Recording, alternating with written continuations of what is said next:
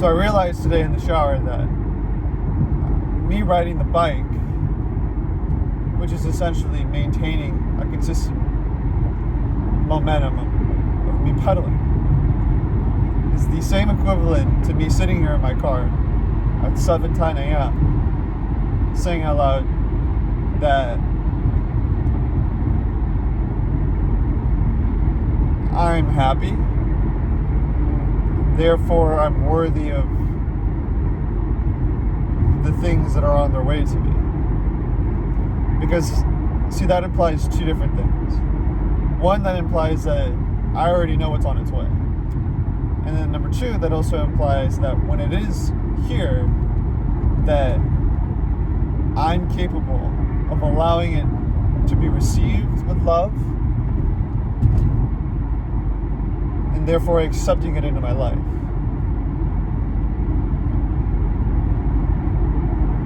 But see, I figured that out before I have it, before I've experienced it, before I've met those people. And the reason I've negotiated that now is because me physically having it or me physically being there is not going to really alter my mood or my perception. And the reason that that's true is because that same feeling that I would have in those moments, I have it now. Which is why it's a resonant thing, which is why it is something that I'm allowing myself to have as an experience. So to put it very simply is, you could go on a woo-woo la la land and sit here and be like, okay, you know, it would feel really good to have like a Ford Raptor, for example. Just like something materialistically objective. A truck. And sitting in that driver's seat would be great because that feeling of being the pilot, of having all of the room around you, you get a bed to the truck, it goes off-roading, you can haul stuff with it, right? See, I've already mentally associated the experience of feeling good with that item, and I already know what it feels like. I don't physically have to have it because let's just say you don't know me. I could have it right now, my garage,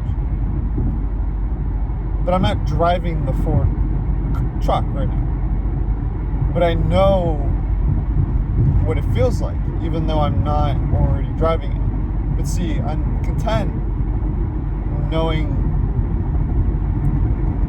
and this is another way to look at it if you're in the woo la la land version of it, is that I have the ability to be like, okay, how does my future version of myself I'm 24 right now, so let's just say, let's look at the 27-year-old. How does the 27-year-old version of myself act, or what do they do, or what do they have? Because again, we're at the stage in life where happiness is a choice, and the feeling is the byproduct of making choices. It's not the byproduct of doing things with the hope, with the purpose that it's going to turn out a certain feeling. So, another way to describe this is love, or having a partner.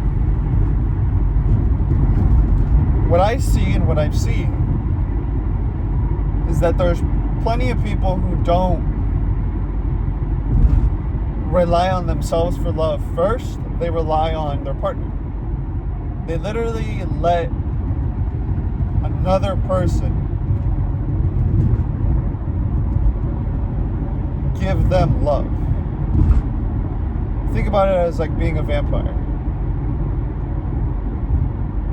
And the reason why I've seen it that way, and the reason why I can understand it that way, is because there's a completely different version of love where you love yourself first. And because you love yourself first, and you're whole and complete within yourself, you can then go and mutually love someone else who loves themselves. So, where I'm going with this and why any of this matters is because having someone, like a physical body that, let's just say you're married to them and you're dating them, isn't meant to be a means for you to feel love at the end of the day. If you were to take it in the aspect of,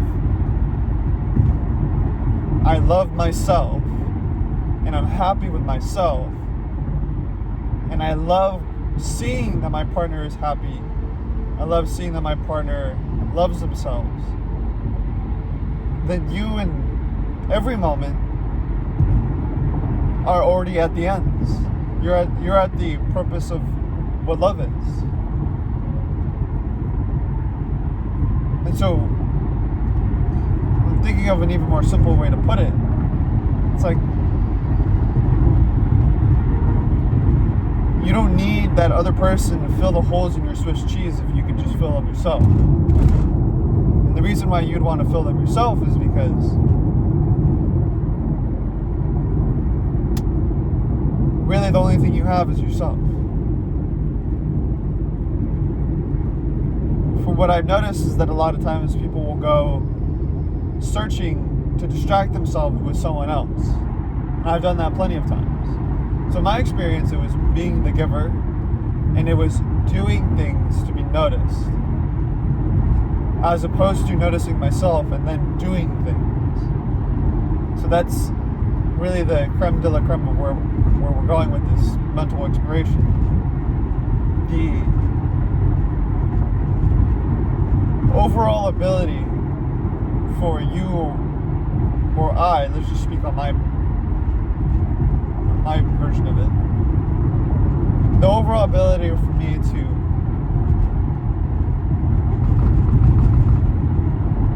understand that I need a change, but then as a result with that change,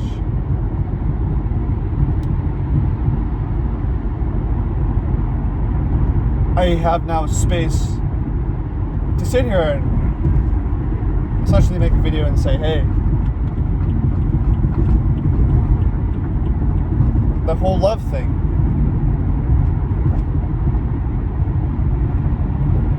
the whole happiness thing of life, the second that you choose to be happy is the same second that happiness is finding you. Like you're literally receiving it. It's got a P.O. box. But if you keep outsourcing that love or that joy or that version of success, it's like, well, A, when are you ever going to feel it? Yourself. But then B,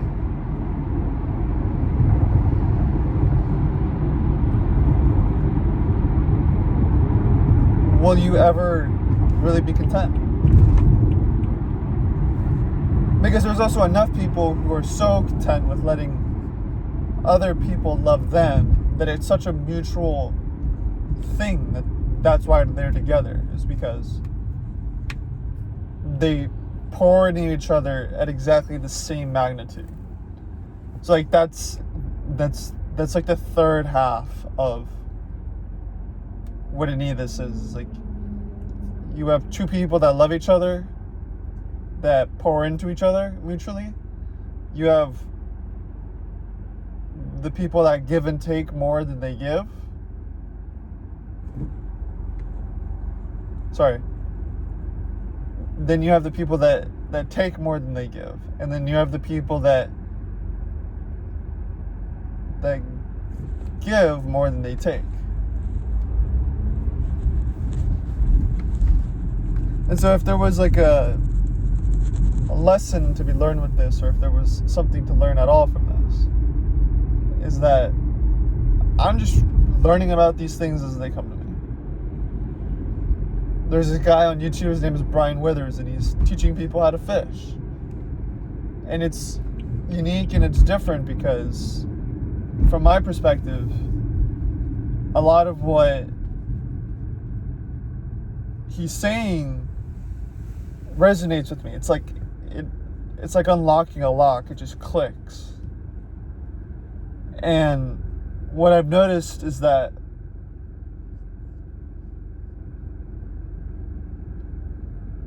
one of the things he harps on is that you should just choose a feeling unconditionally. And just real quick, I'll relate it to the list I was saying. Like you can make a list of all of the things that are like, yeah, that'd be great in my ideal life, or that ultimately that would make me feel secure, having X amount of money in my bank account. But see, that's the thing, is you could sit there and want it forever, but what I personally learned and felt is that the state of wanting something is also this. It's not the state of receiving it, or accepting it, or allowing it, or appreciating it. It's still the state of wanting it. So when I it's all semantics. Like, you're gonna listen to that and just be like, what is this guy rambling about? But for the people that understand it and are hearing what I'm saying, I felt so, I wouldn't say lost, but tired would be a good way of putting it. I felt so tired wanting to be with friends that loved me. And I felt so tired wanting to have a relationship with somebody because it was going to be a pleasurable experience. And I got tired of these things because I wasn't finding real happiness or pleasure in my own life. And I wasn't accepting myself as a person. So I was outsourcing all of these things, and it got to a point where I realized, you know what?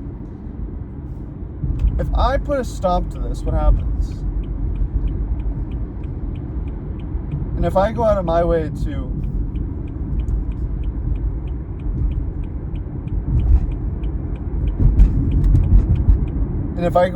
to provide these things for myself first, make that an unconditional choice of just saying, you know what, like today, for example, I woke up and I was like, oh, there's a shower thought. I wonder what happens with that new realization in my life. So that's another part of it too, is like,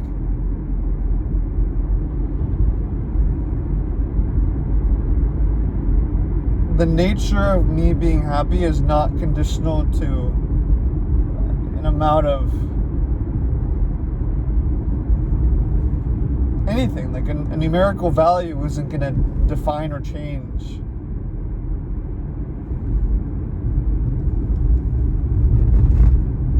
anything. A possession's not going to change anything.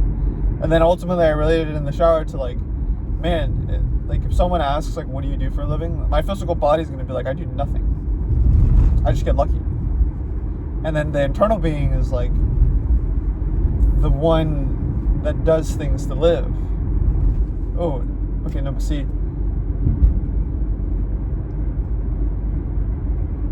now this is a fascinating realization. I'm going to let you peek at this so that you can realize like where I'm at.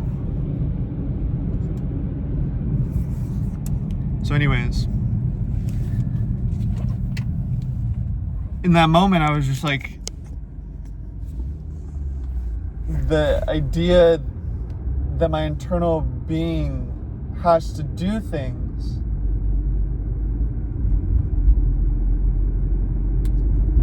to feel a certain way or to be a certain way is now a bit fascinating, because I don't have to, my internal being is just a being. See, being, get it?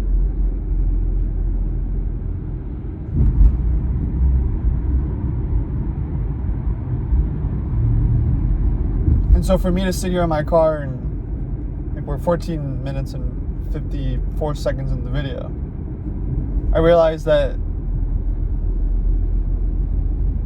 my internal being's always been positively happy. Like, I'm an eternally optimistic person. And the things that come with being eternally optimistic are amazing. And so if I just realize that in real time my internal being is quite literally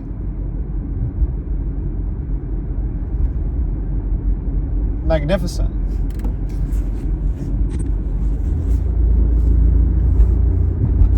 But I also realize that all of these things that are good feeling thoughts and positive energy, like all of these things are really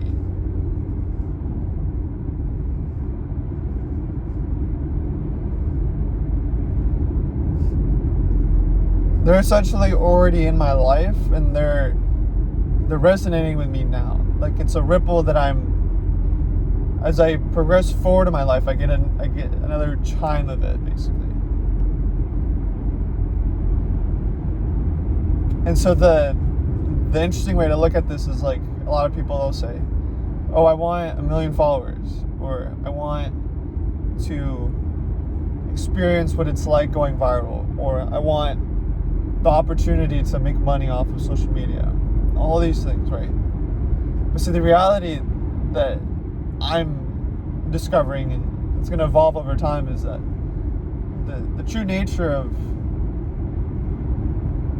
any of this has to do with, I don't know, like that feeling that you think hypothetically you would have, you know, garnering 1 million likes, or having 10,000 shares, or having on your Instagram, having it say 100K followers. You can feel that feeling now, and that's just an unconditional choice, just in the same way that you could produce content as if you had that many followers. You could produce that same content now at the same magnitude and the same intention, with the same purpose, with the same quality. You could do that right now. And that's the fascinating thing, is that you can have it all right now. And so through practice of learning how to ride that bike is the same practice of essentially sitting there realizing, like, you know what? At a certain point, all it really is just making the choice of saying, yeah,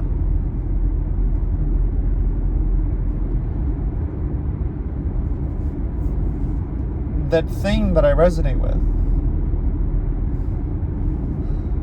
is actually already here.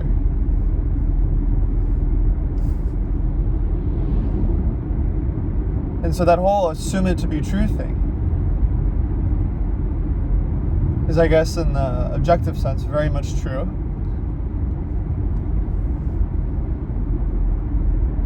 But then is also, literally speaking, very simple in nature. Because then you don't have to worry about any of it. Because the other part, and I'll wrap up by saying this, is that you could be in India, you could be in New York, you could be in Dubai, in Oslo. It doesn't really matter. Because whatever is calling you is you just gotta let yourself walk that, basically. Because you can imagine anything. You can imagine driving any car, you can imagine having any length of hair, you can imagine any tone of voice, you can imagine any color of skin. Like, you have what you have. And in that same place of being like, oh yeah, I have what I have, this is also the same place of being like, well, my internal being, it's being happy. Oh, it's being in harmony. Oh, it's being at ease. Oh. So when you look at it that way, and that's your mode of life, then you don't, again, like all the things are gonna show up in your world. But it's an opportunity for you to feel that feeling through and throughout. It's not that it's gonna alter your perception or your feelings after the fact.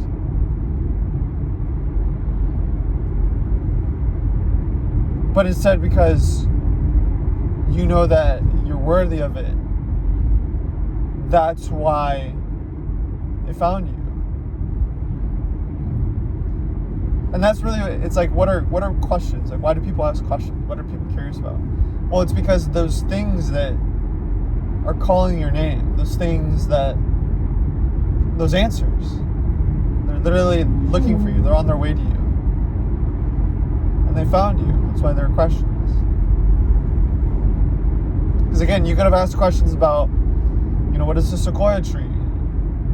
Why is the sky blue and all these things? But you're asking questions that are quite literally only relevant to you. So the more and more I unravel this, and more I can speak on it, I'm going to. Because this ability for me to be lucid in my thoughts is like,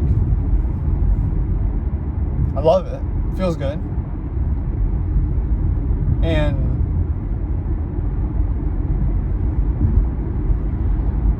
I'm happy to do it. It literally brings personal love into my life.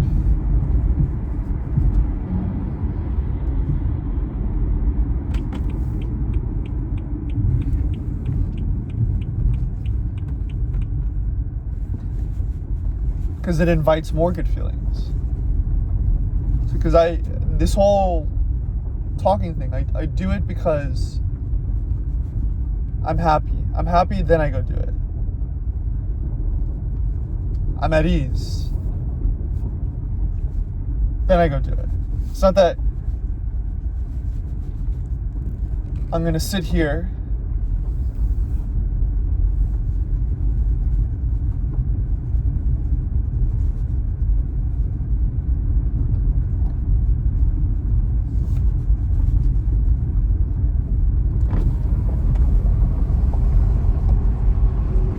Gracias, Don.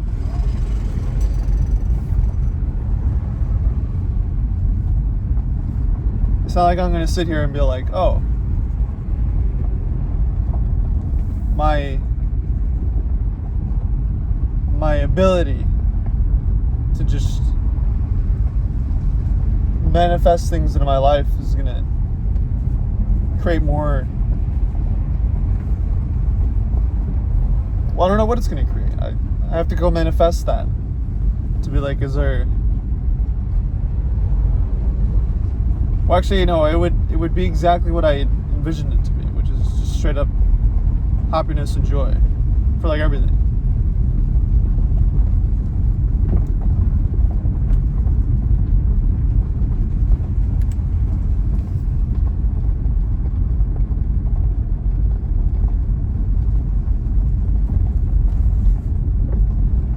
So yeah, it's a fascinating little world. And ultimately it's like, if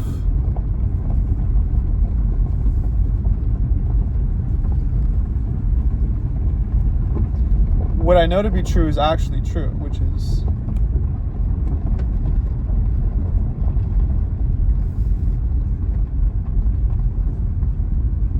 that I can take care of myself and have all of the best,